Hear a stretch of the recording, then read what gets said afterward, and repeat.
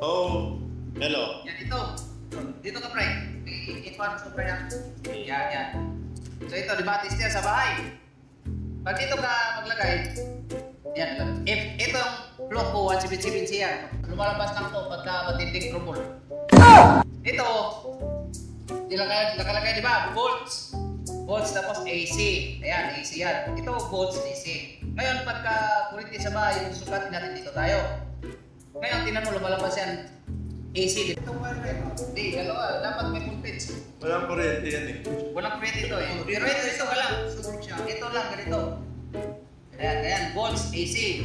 O, dito mo lang salpak to. Ayan. Pag nagsukat ka naman ng battery, halimbawa, battery, dito ka naman. Ayan. DC naman yan, DC. DC, di ba? Yan lang yung basic na nagagamit sa bahay. Oo. Oh, tapos, pag nagsusukat ka naman ng yung wire, halimbawa, gusto mo malaman kung putol yung wire mo, okay, lipat mo yun dito sa yan, resistance. Ano tawag dyan? Resistance yan. Yan, resistance, capacitance. Ito, nagsusukat ka ng resistance. Kung halimbawa, itong wire na to, gusto mo malaman kung putol yan. Pag ganun mo, pag ganyan ang malabas, ayan o. Ayan, ibig sabihin yan, hindi putol yung wire.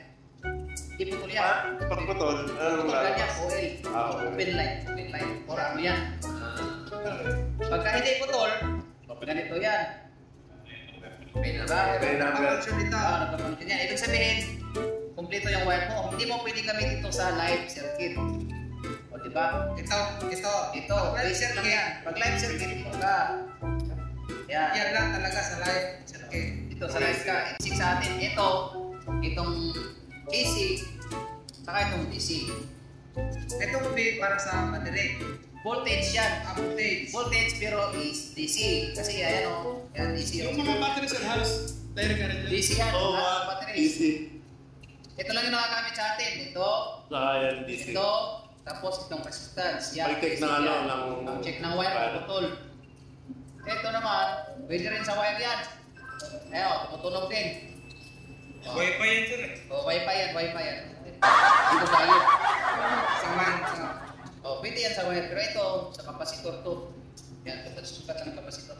Ito lang nagagamit sa atin, basic, dalawa lang yan. Sir, ang tawag sa device na yan? Multimeter. Ano? Multimeter. Bloke. Yung brand ito, Flock. Lumalabas Parang yan sir yung gauge na gumaganon. Alin? Multimeter din. Yung parang hindi digital, yung analog basta ba yung analog. gumaganon? Iba yun. Ay, barit yun. Iba yun. Multimeter din yun, pero ito digital, yun analog. Kalas lang sila. Tapos ito, ganito. May tanong ako, sir. Di ba, alam mo sir, yung sa ibang saksakan, di ba may ground? Yung tatlo, di ba? Okay. O di ba, yung sa amin sir, tinanggal ko, pero okay lang. Okay lang yung tinanggal mo, pero may ano kasi yun eh, may effect yun. Halimbawa, may washing machine ka, tinanggal mo yung ground, tapos nagka-grounded yung washing machine mo, kuryente ka. Pero pag may ground ka, tapos nagka-grounded yung washing machine mo, hindi ka makuryente. O di ba sir, minsan pag mga lumang washing, kapag kunwari kukuha ka ng pinagdapan, puta, daw pala ng kamay mo sa tubig. Madali lang tanggalin yun. May ground ng konti. Oo, di ba? Madali lang tanggalin yun. Hindi mo doon sa washing machine. Pero pag kuha nun lang ba kayo napasa? Oo. Pero pag bago, hindi naman, gano'n. Hindi, yung gagawin mo doon, lagyan mo ng wire, yung chassis. Alam mo yung chassis ng washing machine, yung parang cover niya ba? Okay. Doon sa bakal, di ba bakal yun? Or Plastic. wag yung plastic, doon ka sa bakal magkapit. May plug. Sa likod, sa likod, di ba may bakal yun? Ihilo ko. Lagyan mo ng wire, tapos Pagpukpok ka doon sa ground, ibabaw sa sa ano. sigurado mo wala yun. Okay. Para yung lagay niyo product dito sa ano. Normal yun sa mga lumang washing machine, sir. Oo, kasi Sakit yun, sakit.